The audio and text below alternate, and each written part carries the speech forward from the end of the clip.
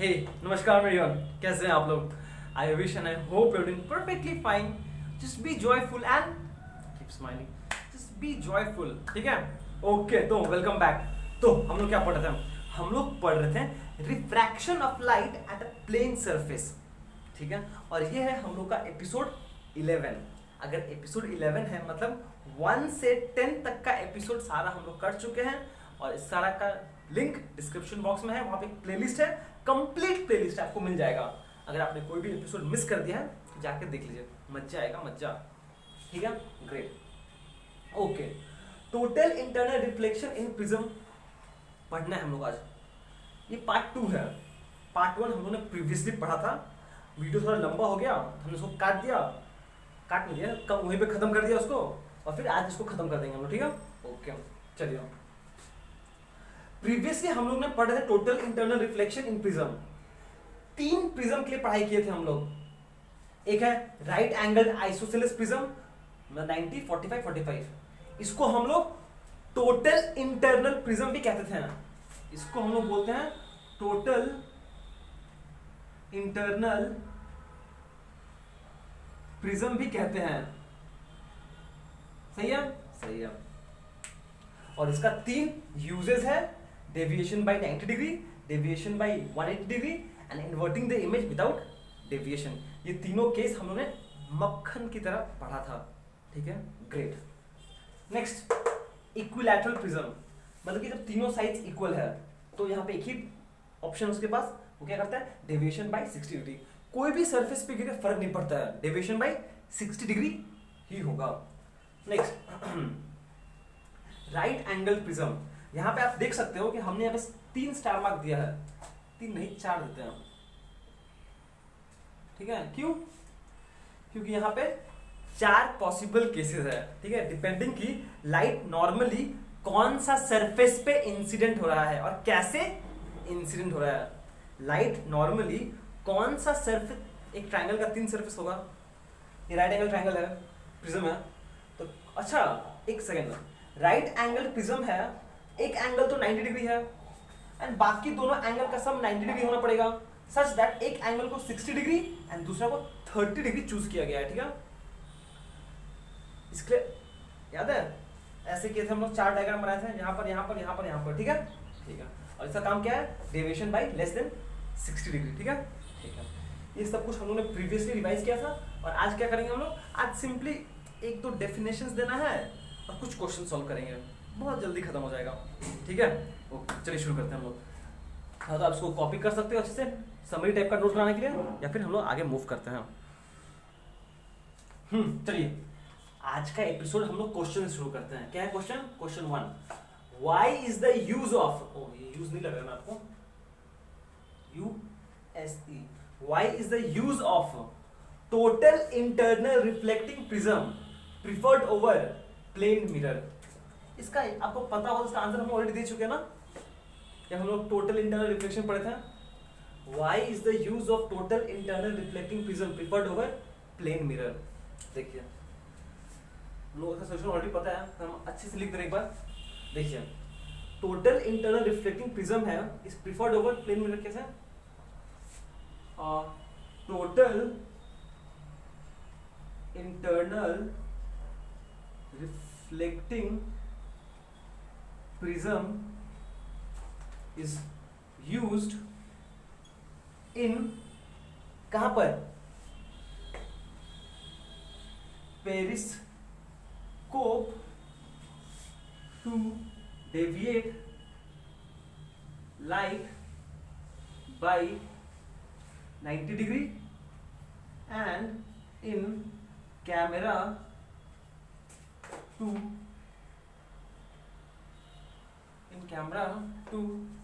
deviate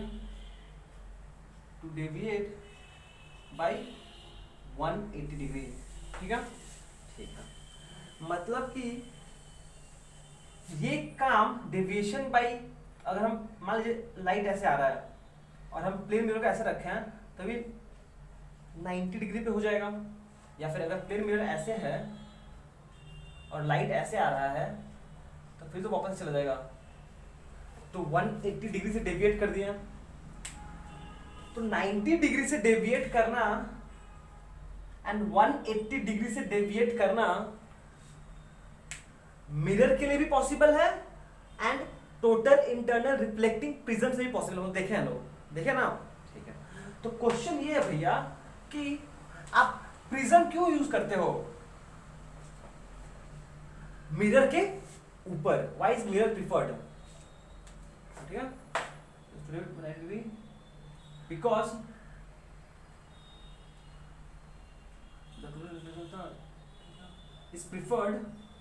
is preferred because in पहला point, in the phenomenon of total internal reflection, in the phenomena of total internal reflection, the complete light is reflected, complete light is reflected, that is 100%. Therefore the brightness, BRIGHT, brightness of the image is high, ठीक है, or good enough to see. But in case of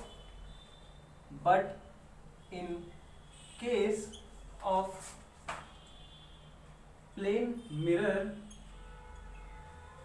the intensity of reflected light is always less than incident light. Therefore the brightness decreases. Therefore the brightness, BRIGHT, brightness decreases. SES, ठीक है, ठीक है। ये पहला point है कि total internal reflection में हम लोग को पता है कि जो सारा लाइट आ रहा है वो सारा लाइट रिफ्लेक्ट बैक कर जा रहा है। मतलब intensity of emergent ray is same as that of incident ray 100%, but in case of reflection by plane mirror, the intensity of reflected light is never same as the incident light. कुछ part loss हो जाता है, कैसे? Transmission या फिर absorption की वजह से, ठीक है, ठीक है। इसीलिए ब्राइटनेस ऑफ इमेज पे फर्क पड़ता है, इसलिए ब्राइटनेस ऑफ इमेज पे फर्क पड़ता है। दूसरा, अच्छा देखो, आपको तो पता है ना, आपको बेसिक आइडिया है ना कि प्लेन मिरर कैसे बनता है। अगर ये प्लेन मिरर है, उसको बनाने के लिए पहले मुझे एक ग्लास प्लेट चाहिए होता है, सिंपल सा ग्लास प्लेट है, एक रेक्टेंगुलर बार का ग्लास प्लेट है, और उसके बाद कोई एक साइड को सिल्वर कलर से पॉलिश किया जाता है, इसको सिल्वर पॉलिश किया जाता है, सिल्वर पॉलिश किया जाता है, ठीक है, ठीक है। अब देखिए, समय बीतता गया, इसका इस्तेमाल होता गया, समय बीतता गया, इस्तेमाल होता गया, तो धीरे धीरे ये पॉलिश खराब नहीं रहेगा।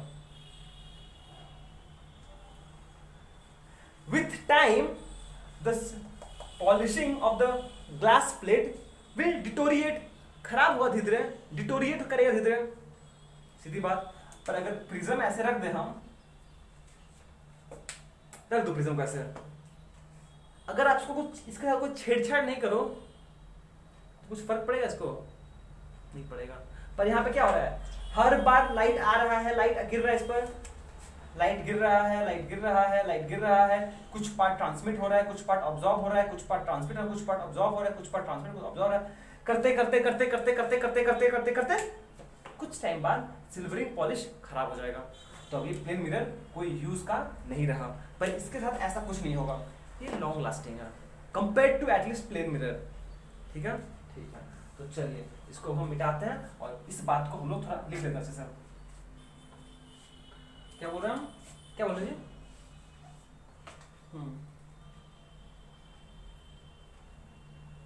The silvering polish of plane mirror will deteriorate with much uses and time.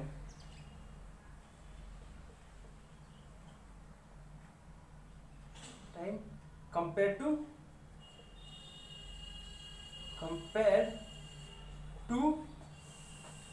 prism. Hence the intensity of image formed by plane mirror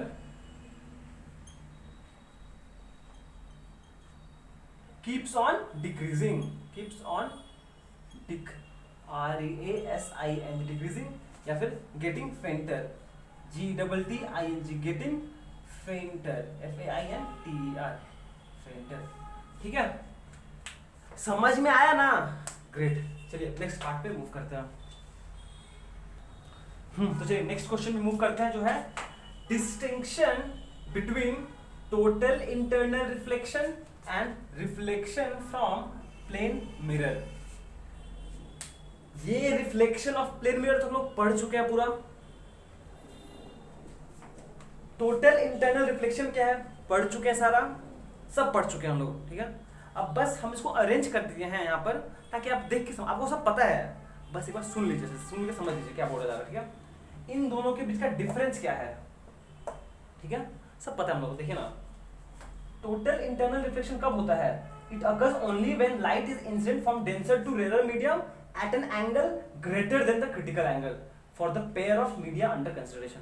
पता है हम लोग को, ये कंडीशन है for total internal reflection. Total internal reflection हमेशा नहीं होता है. कब होता है? जब लाइट डेंसर से रेयर में जा रहा है एंड जो एंगल ऑफ इंसिडेंस है वो ग्रेटर देन क्रिटिकल एंगल, तभी जाके होगा. ठीक है, तो यहाँ पर क्या है? It takes place when light is incident from any mirror on mirror from any medium at any angle of incidence. Plane mirror में तो हमेशा रिफ्लेक्शन होगा, चाहे वो मीडियम वाटर से आए, चाहे वो हनी से आए, चाहे वो ग्लास से आए, कुछ फर्क नहीं पड़ता, हमेशा होगा. और एंगल ऑफ इंसिडेंस पे भी कोई रेस्ट्रिक्शन नहीं है, हर एंगल के लिए पॉसिबल है. ठीक. एंड यहाँ पे हम लोग देखे थे कि यहाँ पर the entire light is reflected. जितना लाइट आया सारा रिफ्लेक्ट हो गया, as a result of which there is no loss of energy. इसका मतलब द इंटेंसिटी, ये आई है, ये आई का रोल प्ले कर रहा है. Intensity, I for intensity, intensity of reflected ray is same as the intensity of incident ray. ठीक है, ये हो गया. अब सिंस यहाँ पे कोई लॉस नहीं है, यहाँ पे the image is much brighter and the brightness remains unchanged even after long use of the device. Device मतलब प्रिज्म का. पर यहाँ पे क्या हो रहा है? Only a part of light is reflected. सारा लाइट नहीं रिफ्लेक्ट. क्यों? कुछ ऑब्जॉर्व हो जा रहा है, कुछ ट्रांसमिट हो जा रहा है. Since only a part of light is reflected, मतलब दिस लॉस ऑफ एनर्जी. अब लॉस ऑफ एनर्जी है मतलब the intensity of reflected beam is always less than the incident beam. इसका मतलब the image is less bright. होना ही है, यहाँ पे एनर्जी लॉस हो चुका है. And at the same time the brightness decreases after long uses of the device because silvering on mirror deteriorates with time. अब इसका आंसर देता हूँ. ठीक है, देखो ये कुछ बहुत बड़ा चीज नहीं था, बस एक कॉम्पैक्ट फॉर्म में लिखा हुआ ताकि आप समझ सको. हाँ अच्छा ये डिफरेंसेस है, अच्छा समझने के लिए. ठीक है, चलो आप चाहो तो लिख सकते हो, आपका मर्जी है, पर हम अच्छा वाला लिख लोगे तो ठीक है. तो चलिए फाइनली अब इसको खत्म करते हैं bye completing the consequences of total internal reflection. ठीक, ग्रेट. क्या है? Consequences of total internal reflection. अगर आपने ध्यान से सारा एपिसोड किया है, आपको याद होगा जो एपिसोड 8 था, एपिसोड 8 के लास्ट में हम लोग ने पढ़ा था mirage, which is one of the consequence of total internal reflection. ठीक है, ओके। एक और अच्छा सा बहुत सारा कॉन्सिक्वेंस है टोटल इंटरनल रिफ्लेक्शन का, पर मिराज एक ऐसा कॉन्सिक्वेंस है ना जो समझने के लिए बहुत मजेदार चीज है, जो बहुत अच्छे से समझाया जा सकता है। तो हमने आपको अच्छे से समझाया, ठीक है। और फाइनली और भी कुछ है, उसके बारे में डिस्कस कर लेते हैं हम लोग। पहला ये है the shining effect of diamond, shining effect of diamond, ठीक है। Next shining effect for crack in shining effect, SHINING, shining effect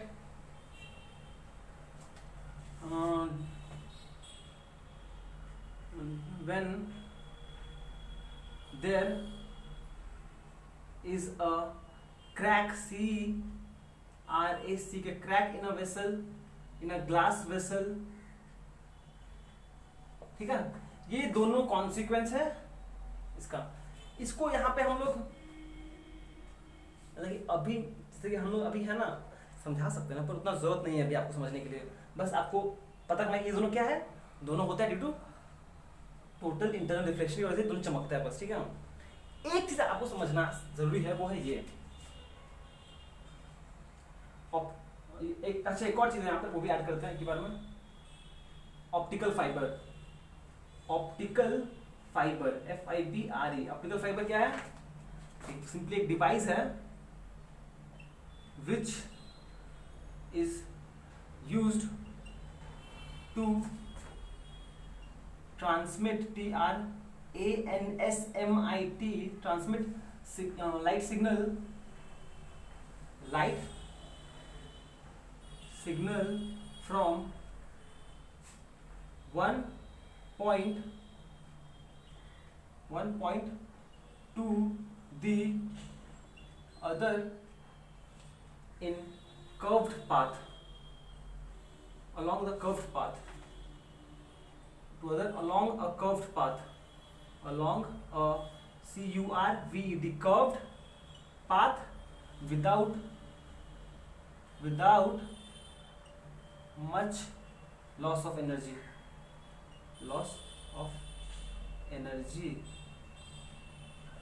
ठीक है।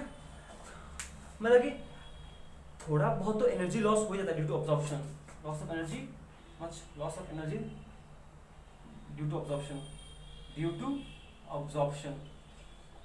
देखो भैया, सिंस अब हम लोग को पता है कि लाइट बेंड कर सकता है, सॉरी बेंड नहीं कर सकता, हम लाइट को बेंड करा सकते हैं using the phenomena of total internal reflection.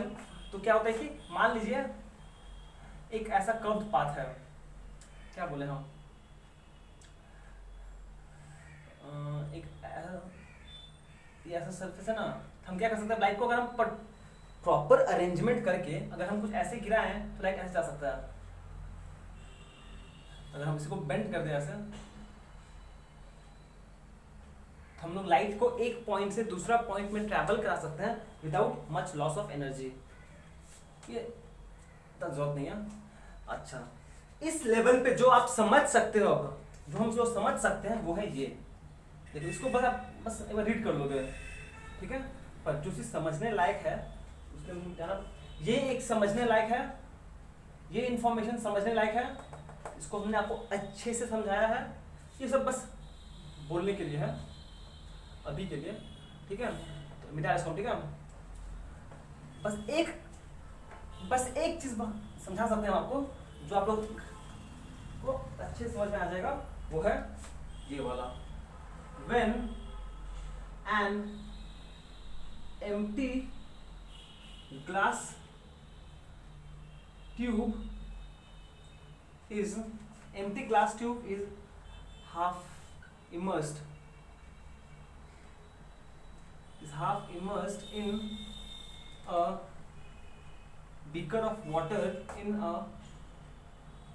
beaker of water, the glass appears like a mirror, appears like a mirror। ये मजेदार चीज है, इसको देखो। मतलब कि आपके पास एक ये ग्लास बीकर है, इसमें मान लीजिए पानी भरा हुआ है यहाँ पर तक,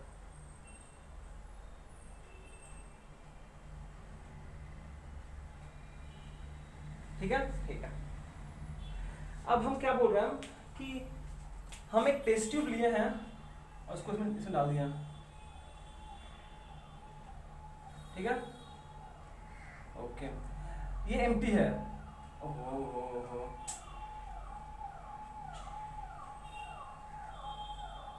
ये टेस्ट ट्यूब एम्प्टी है, दिखाई दे रहा? हाँ दिखाई दे रहा। ये टेस्ट ट्यूब एम्प्टी है। अब देखिए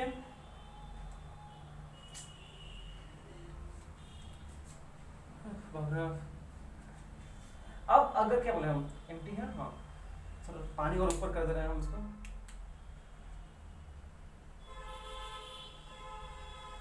ठीक है ओके।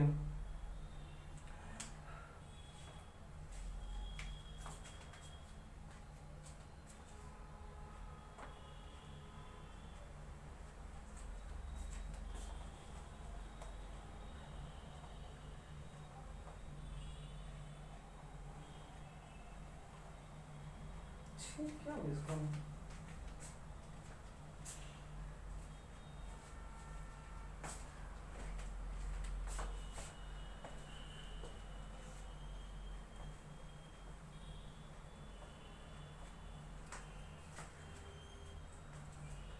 ये देखिए आपके पास एक बीकर है, ठीक है, और इस बीकर में वाटर भरा हुआ है, यहाँ पर water water water water water water water water, ठीक है ठीक है। अब प्लीज ध्यान दीजिएगा कि हम बोल रहे हैं, सब इसको मिटाना पड़ेगा ना, बीकर बना दो। हाँ मान लीजिए टेस्ट ट्यूब बीकर है मेरा, इसके अंदर पानी नहीं, इसके अंदर पानी नहीं है, ठीक है ठीक है। अब नोटिस कीजिए कि मान लीजिए एक रे ऑफ लाइट ऐसे आया, रे ऑफ लाइट ऐसे आ रहा है, ठीक है, और थोड़ा ऊपर कर दे पानी को हम, ठीक है ठीक है। अब देखिए ये रेज ऑफ लाइट आया ऐसे, ठीक है, यहाँ पे जो होगा उसको इग्नोर कर दे थोड़ा, देखिए। अब देखिए जब ये पॉइंट्स को स्ट्राइक कर रहा है तो एज इफ लाइट क्या है, जब इस पॉइंट को स्ट्राइक कर रहा है तो एज इफ वो लाइट डेंसर मीडियम से आ रहा है एंड रेयर मीडियम की तरफ जाएगा। ये अगर एक इंटरफेस है, ये अगर एक इंटरफेस है, जब लाइट को हिट किया वो सरफेस को, तो ग्लास वाटर और ग्लास मीडियम आया और लाइट डेंसर से रेयर में जा रहा है। तो कभी कभी ये होता है कि ये एंगल ऑफ इंसिडेंस जो यहाँ पे बनेगा, इसका जो एंगल ऑफ इंसिडेंस बनेगा ना यहाँ पर, ये अगर क्रिटिकल एंगल से ज्यादा हो गया तो क्या होगा, लाइट ऐसे बेंड कर जाएगा, टोटल रिफ्लेक्शन हो जाएगा। और अगर हम यहाँ पे अपना आंख रख के उसको देखते हैं तो मुझे लगेगा कि सारा लाइट यहीं से चमकेगा, बड़ा शाइनिंग इफेक्ट देगा, और वो शाइनिंग इफेक्ट मिरर का काम करता है। ऐसे पेपर होता है कि तो चमक ऐसे ग्लेयर देगा, आंख में लग रहा है रोशनी आ रहा है, ऐसा कुछ होगा, ठीक है, due to total internal reflection, due to total internal reflection, ठीक है। जब लाइट यहां से यहां हल्का सा बेंड करेगा उसको इग्नोर कर रहे हैं हम, पर जब यहां से यहां जा रहा है एज इफ वो डेंसर से रेयर का सरफेस पे स्ट्राइक कर रहा है, तो कंडीशन सेटिस्फाई किया ना, लाइट डेंसर से रेयर में जा रहा है, एंड अगर ये एंगल क्रिटिकल एंगल से ज्यादा हो गया तो टोटल रिफ्लेक्शन, ठीक है ओके। तो फाइनली हम लोगों ने अपना जो हम लोग का रिफ्रैक्शन एट प्लेन सरफेस है कंप्लीट हुआ, ठीक है। अब हम लोग रिफ्रैक्शन एट स्फेरिकल सरफेस पे मूव करेंगे नेक्स्ट लेक्चर से, नेक्स्ट एपिसोड से, ठीक है। तो तब तक के लिए thank you so much for watching, have a great day ahead and be joyful.